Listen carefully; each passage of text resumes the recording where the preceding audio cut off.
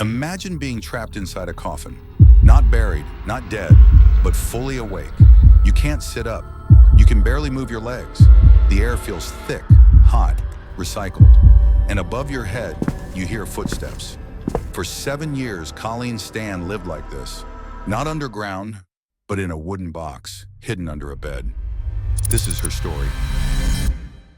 After 7 years captivity, Colleen escaped from the clutches of her abductor. For me, this house is kind of a house of horror. I did think I was gonna die. I was terribly claustrophobic. I just cried out to God. Before she became the girl in the box, Colleen Stan was just 20 years old. She loved traveling, meeting people, and seeing the world any way she could. In the 1970s, hitchhiking was common. Dangerous, yes, but normalized. On May 19, 1977, Colleen stuck out her thumb on a highway in California, trusting that someone kind would stop. A young couple in a blue car pulled over, Cameron and Janice Hooker. They had a baby in the back. That made Colleen feel safer. It was the last safe moment of her life. At first, the ride felt normal. Small talk, quiet baby noises from the back seat. Then, things shifted. Cameron pulled off the main road, saying he wanted to see a nearby spot. The air in the car turned heavy. In the trunk lay something he had built himself, a wooden, soundproof head box. When they stopped, he pointed a knife at Colleen. He forced the box over her head, and the world vanished into darkness and heat. Colleen wasn't taken to a dungeon or some remote cabin in the woods. She was taken to an ordinary house, a small, quiet home in a small, quiet neighborhood. Inside that home, Cameron slid her into a longer box he had built. It was just big enough for her body, no room to sit, no room to turn. He placed this box under his bed. While he slept above, she lay below, in heat, darkness, and silence. Days blurred into each other, hours of stillness.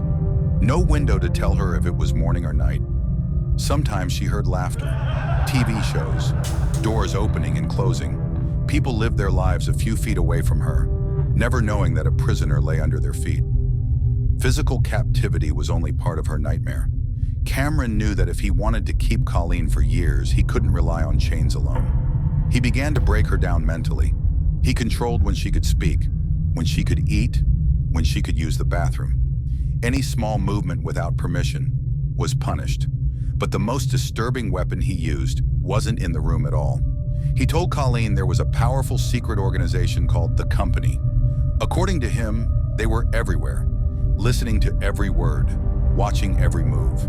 If she disobeyed, if she tried to escape, they would not only kill her, they would kill her family. Over time, fear did what locks and chains couldn't. It convinced her that obedience was survival. The horror didn't end with Cameron. His wife, Janice, knew Colleen was there. At first, she told herself it was temporary, that she was helping with something she didn't fully understand. But years went by. Sometimes Janice spoke to Colleen. Sometimes she watched as Cameron controlled her. An entire marriage built on secrets, violence, and silence, with another human being trapped underneath their bed. Colleen wasn't always in the box. Sometimes Cameron allowed her out, to do chores or to be part of his twisted routines. He even took her to visit her family years into her captivity. Colleen sat at her parents' table, smiled, and told them she was fine. She never asked for help. In her mind, the Company was still listening. If she slipped up, if she said the wrong thing, she believed her family would die because of her. After 7 years of control, something finally changed. Cameron began to lose his grip on Janice.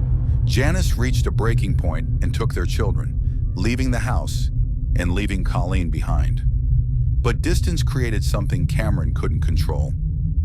Perspective. Janice realized what had actually been happening all those years. She came back, not as his partner, but as a witness. Colleen was finally allowed to go. She walked out of the house that had been her prison and made it to a bus station. For the first time in 7 years, she was truly free. But the freedom didn't feel real yet. When the full story came out, it shocked everyone. Colleen had survived 7 years of captivity inside a box under a bed and still managed to walk away alive. Cameron Hooker was arrested and put on trial. The details were almost impossible to believe. Yet there she was, standing in a courtroom, telling the world what he had done.